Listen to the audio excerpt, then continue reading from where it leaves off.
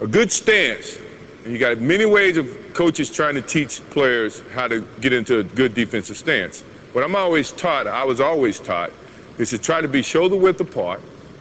I like to put my right foot forward so that I can either direct the defensive player or offensive player where he wants to go. And I can react a little bit better if I'm not too wide. If I'm just shoulder width apart, I think that I can react a little bit easier. If I'm on the ball of my feet, then I'm active. I can move a lot quicker. If I'm on the heels of my foot, then that means I have to get to the ball of my feet and then react to the offensive player. Sounds complicated, which is probably why most people don't want to play defense.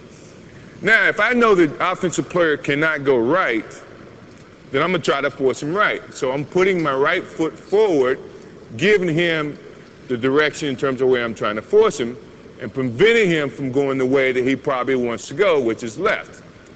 Now, if my offensive player wants to go left, then I am going to try to force him totally opposite of where he wants to go. So I'm going to force him right. If he wants to go right, then I'm going to force him left. So that means I have to put my left foot forward and influence the offensive player to go this way. If I'm guarding the guy at the center of the basketball court, because my reaction is a little bit better going to my left, I am going to put my right hand or my right foot forward, forcing the offensive player that way. Now, in terms of your hands, what do you do with your hands?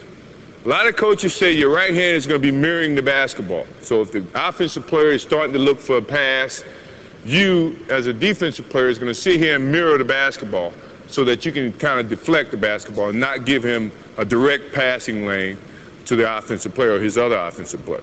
Your left hand, if you're taking a right foot stance where your right foot is ahead of the left and you're trying to influence him to go to his right, your left, it's going to be sitting here charming at the basketball, trying to flick the basketball. Not this way, because that's how you get fouls. If the offensive player is there, you're mirroring the basketball and you're doing this, trying to flick the basketball loose. And if you're coming from underneath the basketball, you're not as opted to foul the offensive player coming from underneath as you are coming from over the top. So they teach you to keep your hands here, mirror the basketball, don't give any passing lanes to the defense.